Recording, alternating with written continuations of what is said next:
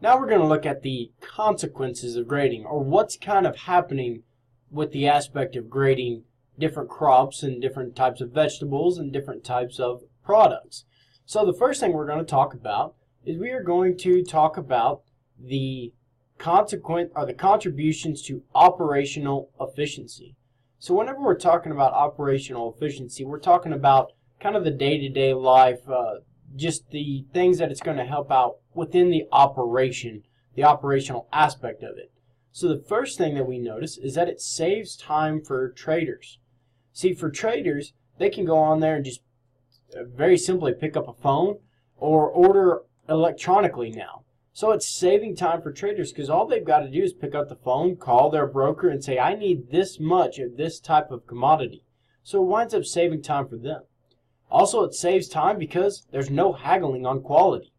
If we didn't have grades, the individual buyers would have to haggle with the individual sellers on what type of quality are we really dealing with here, and then negotiate the price on the individual types of quality. So because of grading, because everything is put into these grades and we are reasonably sure that the grade that we're getting is of the quality we want, then we can just basically order by telephone, order electronically without the need for visual inspection, and also we don't have to haggle over quality. Another aspect is that it saves times for consumers. Now if consumers are wanting a certain type of quality of a good for whatever reason, they don't need to go in there and visually inspect it. And for individual consumers in a grocery store, you no longer have to be trained or know what a good vegetable or a good fruit or even what a good piece of meat looks like because we have it graded.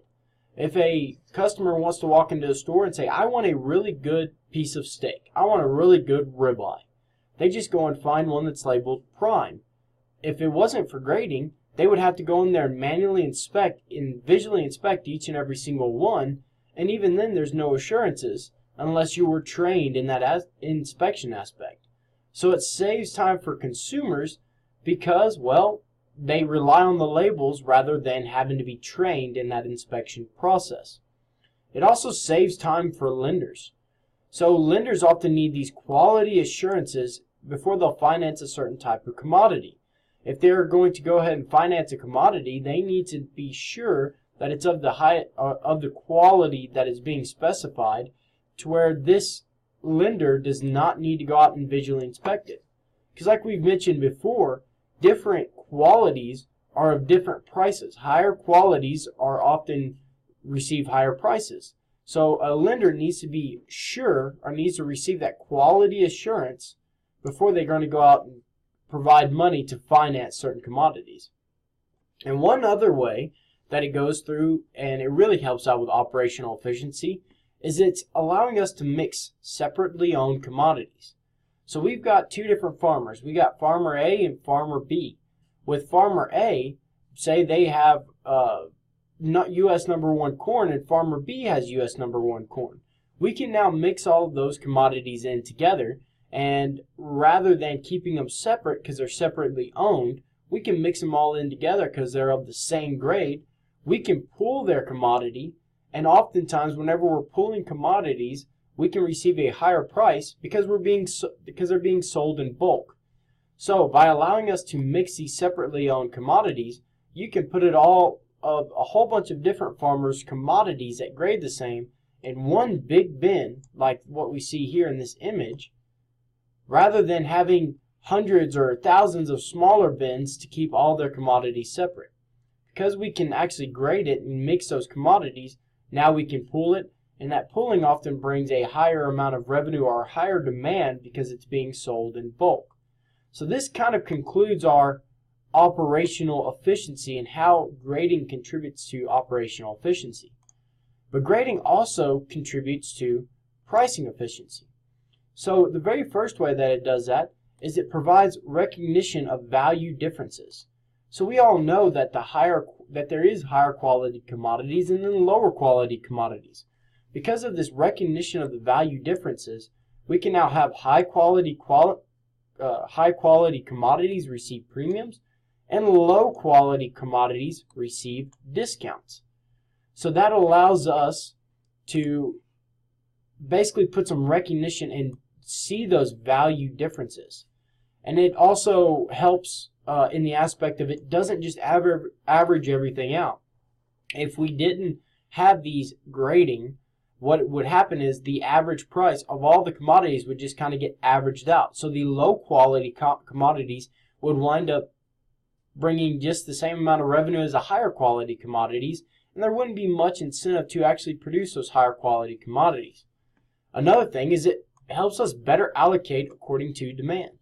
So we have three different types of stake here. We have a prime stake, a choice stake, and then a standard stake or a select stake. So if you are the kind of person that wants this high marbling prime stake, then we can tell you right off the bat that by grading it, we can give you this high quality stake. Versus if you were somebody that was maybe demanding the choice stakes, you weren't really wanting to spend the money on the prime stakes, and you wanted that kind of the lesser quality, the still good quality, but not quite as good as the prime stake, then we can go ahead and allocate you directly to that choice stake. Or if you want maybe a leaner stake, maybe not quite as juicy of a stake, we could allocate you directly to this select stake over here.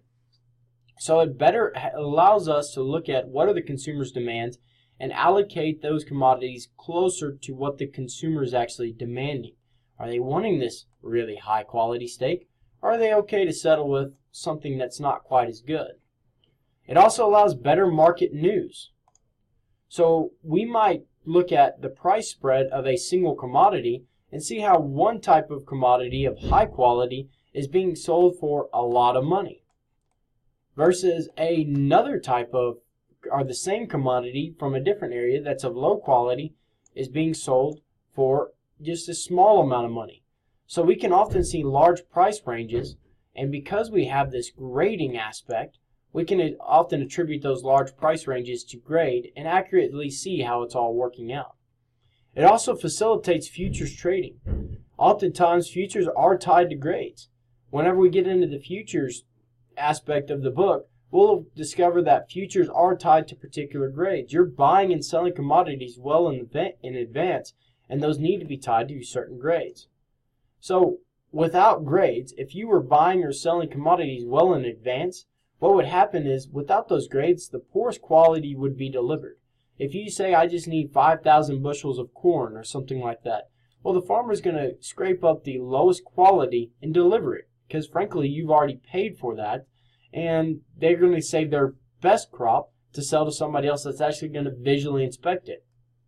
So with grades, they go in there and actually specify what type of commodity they're going to be receiving.